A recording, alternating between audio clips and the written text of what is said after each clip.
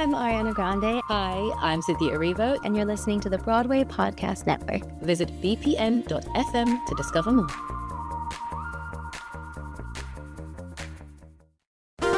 There's a cat over here. There's a cat over there. And the wrong one died. And the wrong one died.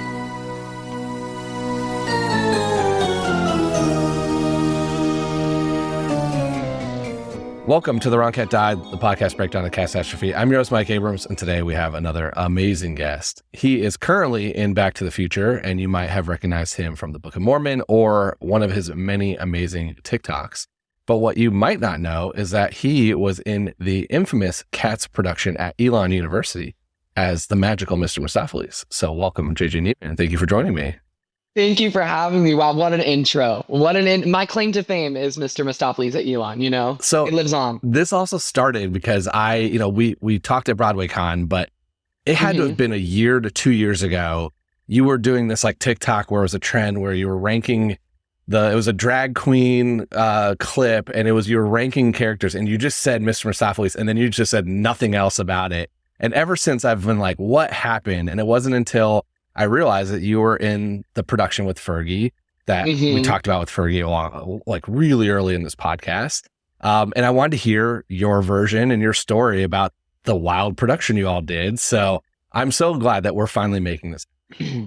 Me too. I mean, honestly, these stories need to be told. Like, someone needs to hear this. I love it. So let's start though before you found out that you're doing this as the production, because a college production, I'm sure I've seen all the fun of like, here's what we're going to do. But before that, how familiar were you with Cats? Like, had you seen it a bunch? Did you know a lot about it? I had never seen the show. And I think obviously the iconic, like literally my roommates and I had a VHS player because they had all these old Disney movies and they would love to watch them and put them on.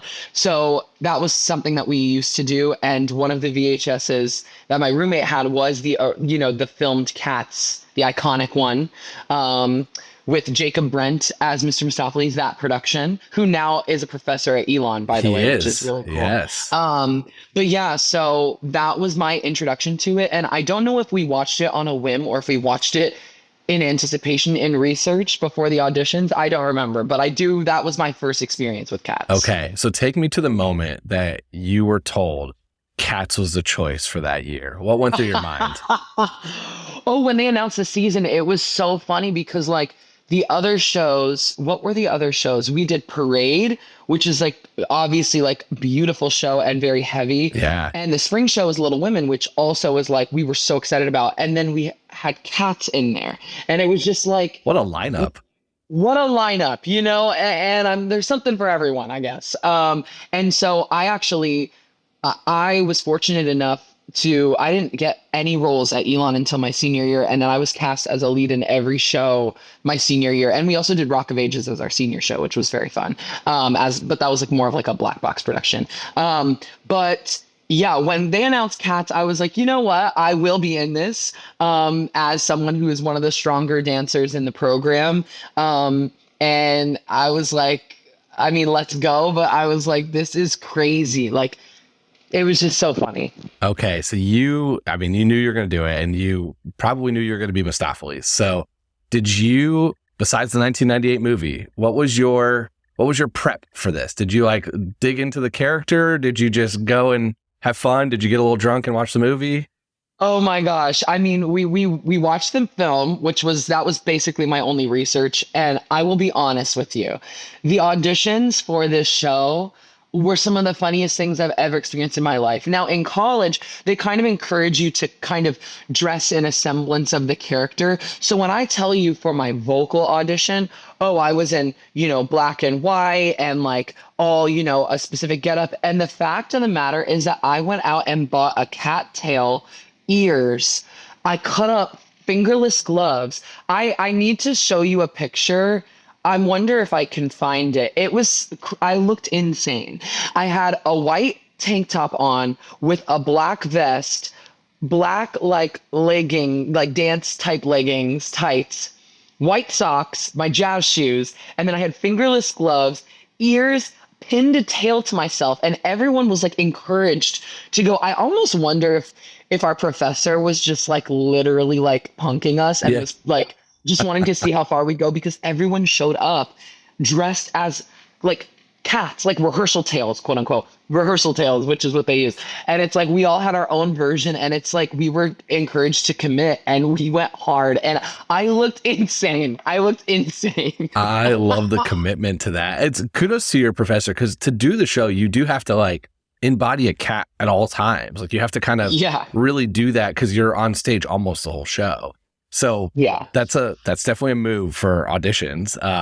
I hope you can find that picture so we can post it. Do you want me to do that while I'm here? We'll post. No, I want to post it when we post this episode, because I want to share. If you're comfortable having it going out to the world, we need that audition photo to go with this. Okay, cool. Sounds good. Amazing. Okay, so you get cast as Mistoffelees, and you only did a couple weeks, right? Or a weekend? Like it wasn't that long. Oh, a weekend. It was, and that was enough. A weekend was enough. I mean, we did maybe, I want to say 5 shows. It was like a Wednesday through Saturday or something, or Wednesday through Sunday, something like that. Okay. So tell me about the stories that you remember from this, because you all made some choices there were some changes to some cats and some characters and some concepts that were, I've heard of a little, but let's get more of this on the record here. For sure. I mean, first of all, playing Mistoffelees obviously was my goal. And I think I underestimated, like, I'm a strong dancer in terms of specifically like style wise and like movement quality. But I'm much more of like a stylistic dancer than a technical like ballet. Like I did not grow up with ballet. So like my ballet training was in college. So Cats is a very technical dance show. And so when our professor, like, I had my one-on-one session for hours, like learning like the Mistoffelees dance break, and we basically created it together. And she made it very hard. And honestly, looking back, I should have just been like, can we cut out this, and do something that I look better doing?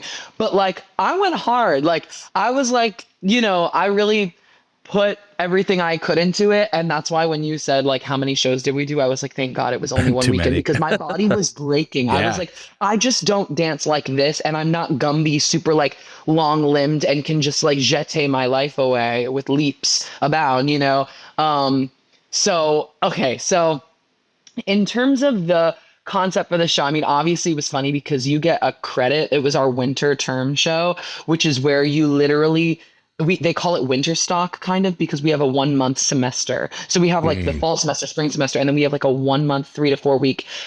And so most people in college take a class there, or you do like a mini study abroad trip, which I did one year. But this year we did Cats, and that was literally our 10 to 6. It was like, we're not going to class and then rehearsing after. It was like, no, we were like eat, sleeping, and breathing Cats. So you have a college credit in Cats, basically. I literally got 4 college credits. 4 credits in Cats. Yes. And so us being in, it's just so funny and silly. We're all in rehearsal tales. We're all like, it's just wild. Thankfully, we had some pit singers, all that good stuff. First of all, the production, the vision, confusing, because we're not in a junkyard. We're on a roof. Yeah. So, and why are we on a roof? And everything is not to scale. Like the steps of like this, like, stair thing is like twice the size it should be compared to our bodies, like our little cat bodies. So why were we on a roof? I don't know why. I don't have an answer for that. But our professor was very ambitious, and, specifically with Mr. Mistoffelees, I will say the magic tricks didn't quite, go that well. It was giving like a paper, sure, and just like that. And like one of my magic tricks was pulling out a pride flag. And then not only that, but then like I was revealed behind the pride flag, like nuzzling up to a male kitty. So we were making statements. And the statement, and this was also 2017, right after the election of Trump. And so the feelings were fresh. And I think our professor took that and was like, I want to make some statements with Cats, but like not using the text or anything like that, but wanting to do kind of, like that being, Mr. Mistoffelees, it's pride. Another moment, which I know we talked about, you had Fergie Philippe on the podcast, who was in the production with me. And he played Old Deuteronomy. And at one point, he, during the Mr. Mistoffelees number or after or something, like he was, rediscovered. And then there was like a giant newspaper article saying all cats to be deported. And it was a Trump kitty, a literal cat with a Trump toupee on it. And Fergie laid it out and like lifted his leg and peed on it and then like ripped it up. And like the audience was like we're in rural North Carolina. They're like, yeah, like crazy. Clearly it was all very topical. And, the peaks and the pollicles, that was another number. We had it instead of the peaks and pollicles, we were the Republicans and Democrats. So one side had blue foam that we were throwing at each other, and the other side had red foam we were throwing at each other. Then the great rumpus cat comes out, Elvis Presley. What story are we telling? I don't know. Elvis Presley comes out, the great rumpus cat. He comes out, he's like, guys, stop fighting, come on. And there's a trap door. We throw all of the red and blue foam pieces into the trap door, and out pulls a giant purple heart. And it's all about unity and bringing us together. And I don't know if the audience picked up on like any of that, but those were some of the things that were being attempted. And it's just so funny. It's just, yeah, my whole family came, by the way, and they still talk about this production. They're like, this was iconic. Like, I literally told them, I was like, you can't miss this. Like, this is so weird. And I will never be in anything like this again. So you need to come see this. So Cats is already a confusing plot and kind of loose and like it can be challenging to follow. And to take such interpretations, because there is very little. It's based on poetry. That's not a story.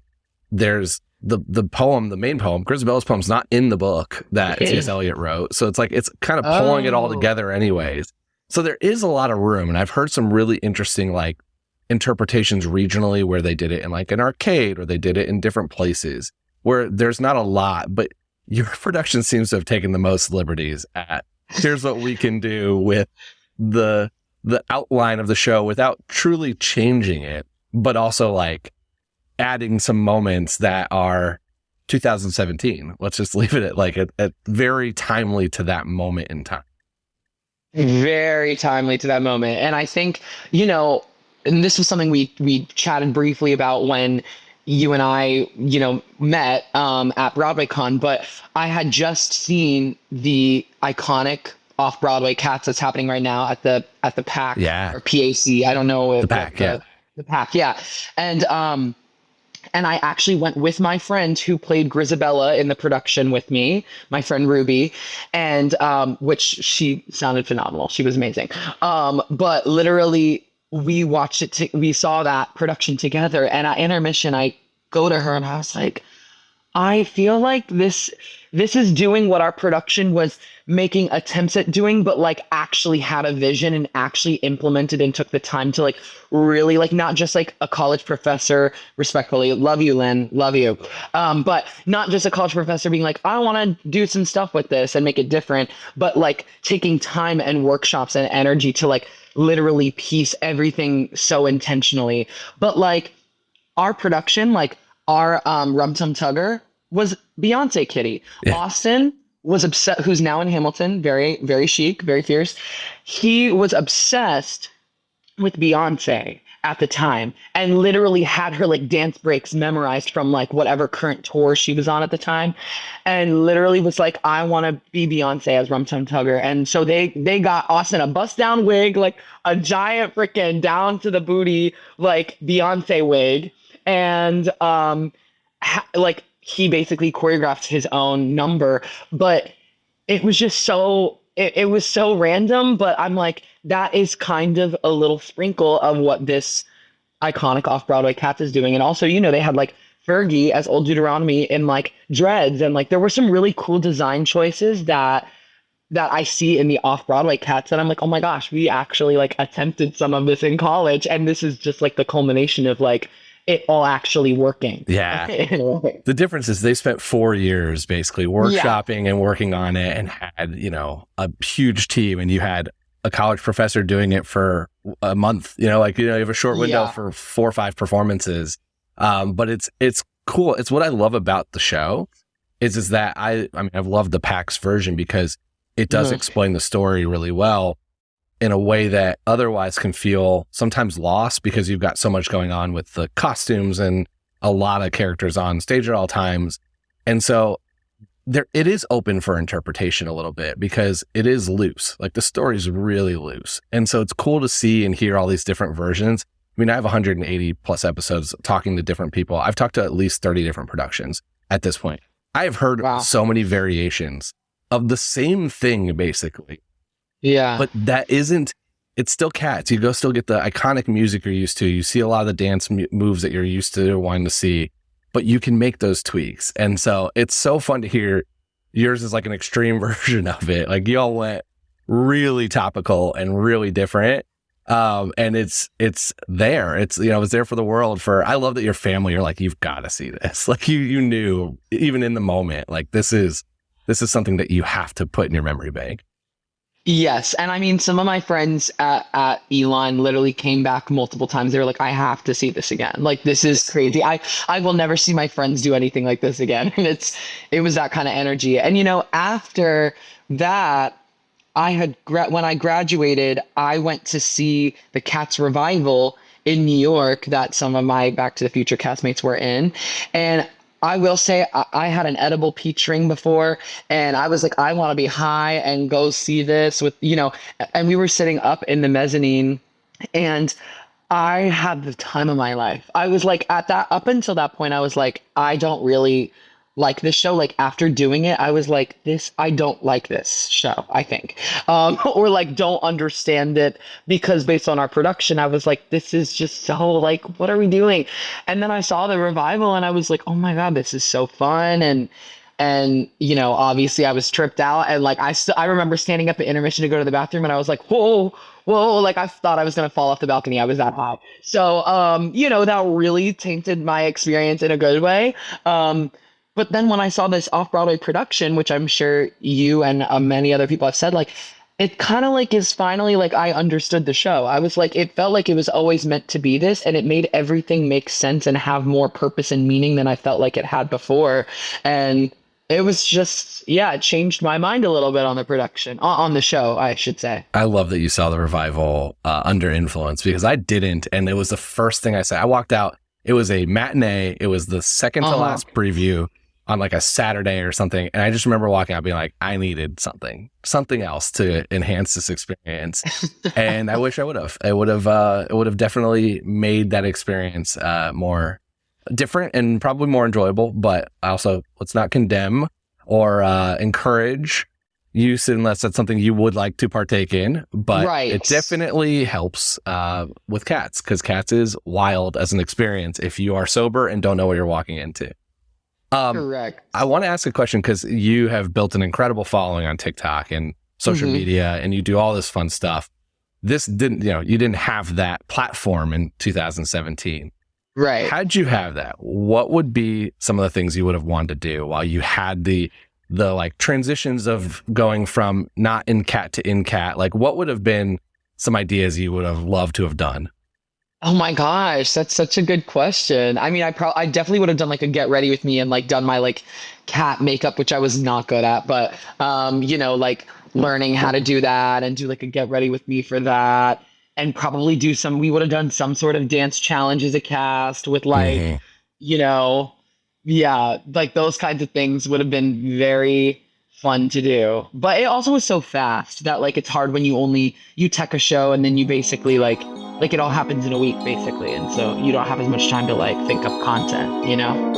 We're gonna take a quick break and then we'll be back for more of The Wrong Cat Died. I want to transition here to Back to the Future because I've loved it. I hope everyone has had a chance to see it. It's been so fun. I got to see you. I think I saw you both times that I went to see the show.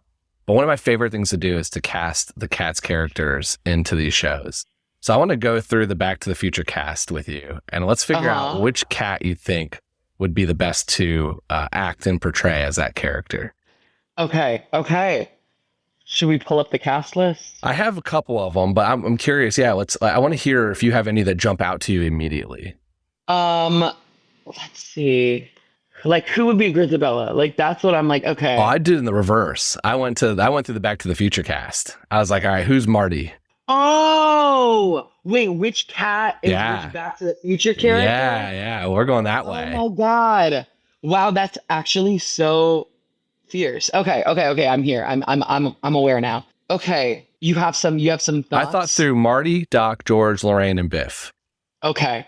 I feel like Marty, why do I feel like it's kind of Mr. Mistoffelees? Is that crazy? No, I debated between Mistoffelees and Tugger because there is a little bit of confidence too, like this. Yeah, I know what I'm doing and I have that, and that's very Tugger.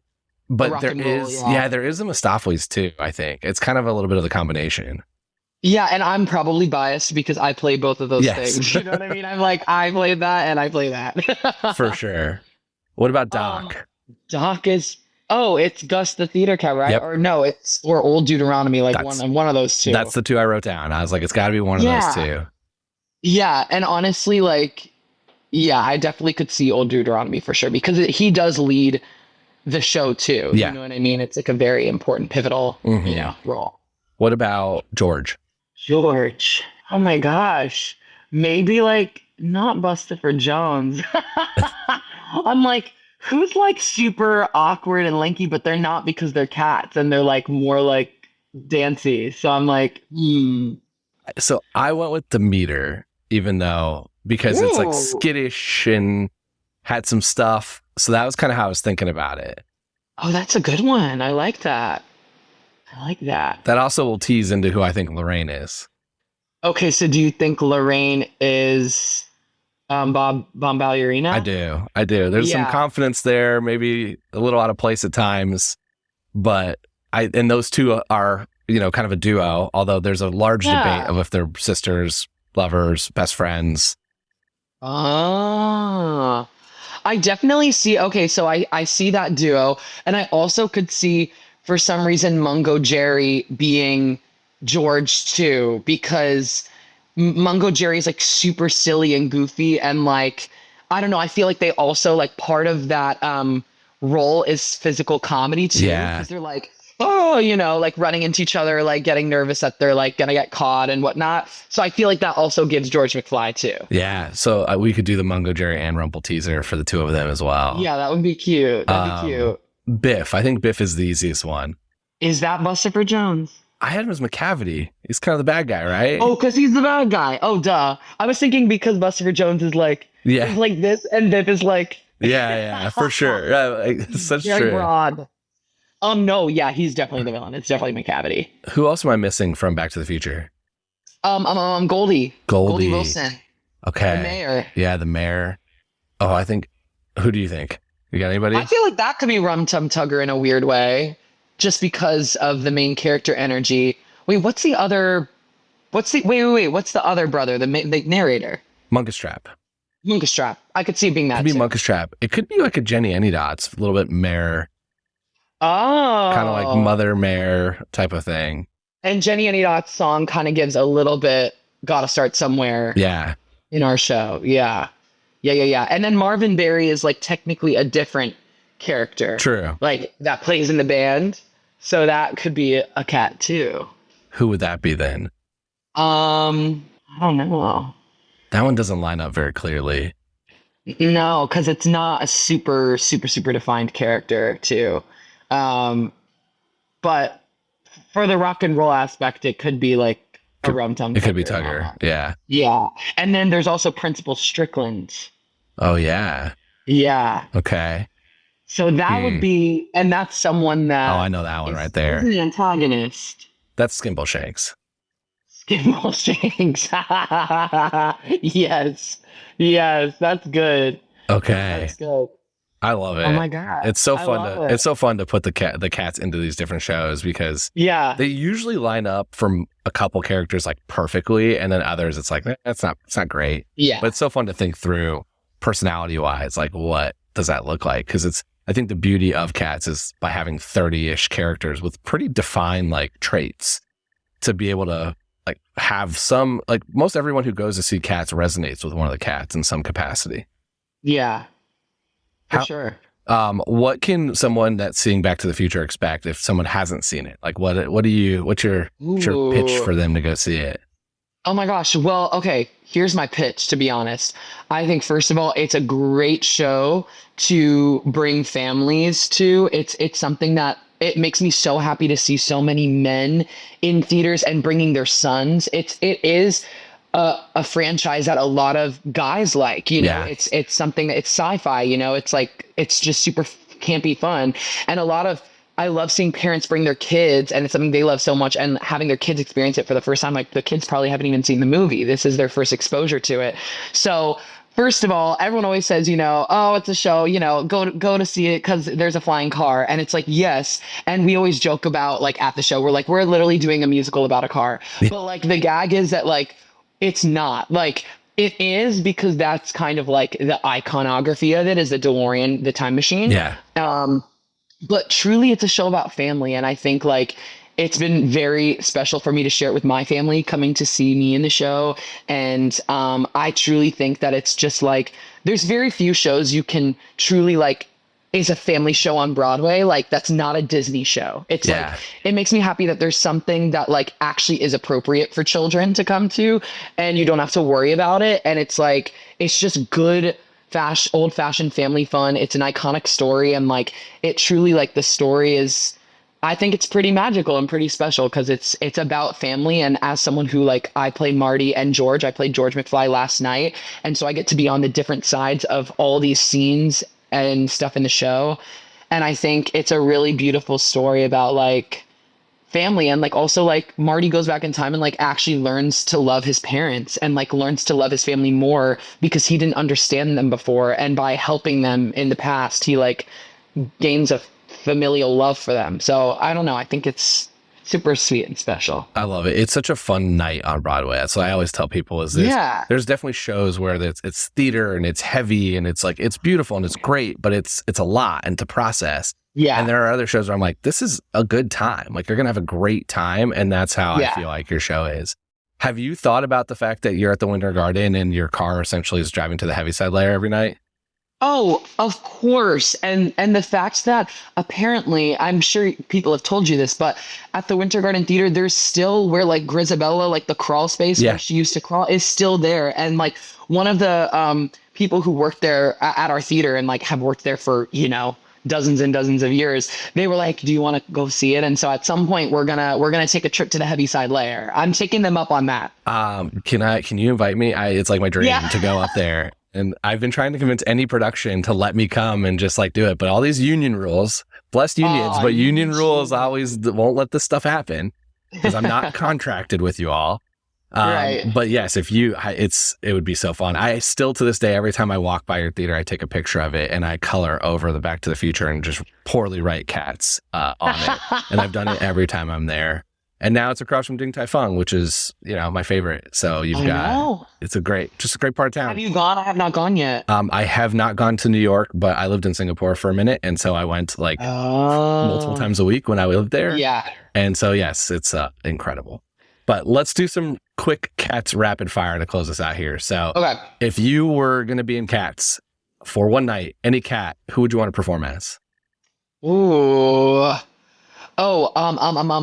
Mungo Jerry would be nice. fine. Okay. Yeah. Favorite and least favorite cat personality wise? Like who do you want to hang out with and who would bug you? Ooh. Who do I want to hang out with? I feel like Demeter would be a good time. I think we would vibe. I think honestly the two of them, I want to hang out in a trio. Okay. I want to be their plus one for a little kiki, a little night out. And then who would I not want to hang out with? Yeah. Honestly, Rum Tum Tugger seems full of himself, so you know he can stay by himself. Love it. Favorite song in Cats? Oh my gosh, that's a great question. It actually probably is McCavity. I really like the jazziness and I love a good women's number where it's all just like belting and kicking and mean fierce and That's my favorite. It's still my favorite right now. Oh, good. Okay. Which cat do you think would thrive in 1955?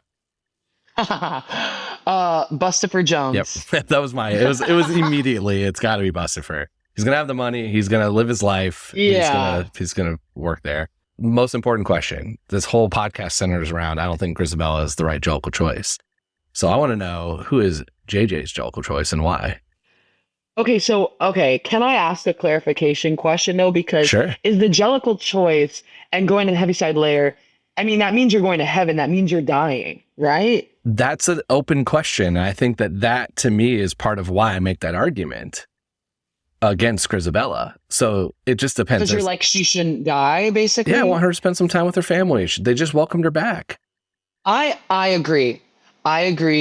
And I mean, and I guess it can't be old Deuteronomy because he's like running it, but I'm also like, you probably lived the longest, you should be the one. At some point, he has to go. But if it's based off of earning your spot, okay, if we're thinking of it as a ball, okay, and winning all the categories and who actually stood out the most, I'm sorry, but it's Mr. Mistoffelees. He brought old Deuteronomy back. He's magical. He did all this stuff, all these acts of service. I think he deserves it. But I do think his time isn't over yet. So I wouldn't want his time to be over because he still has his family. And he's also, in my mind, young too. Yeah. So he has more time.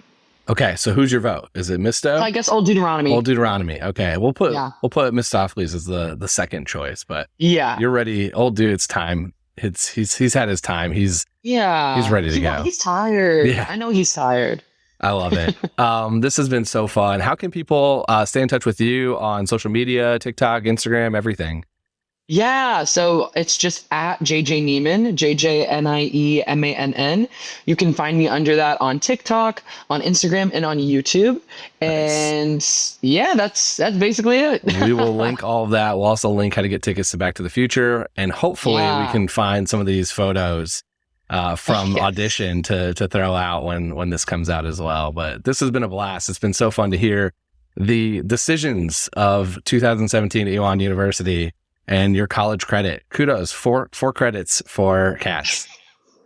And you know what? We really changed the political landscape of Burlington, North Carolina, I think, by our production.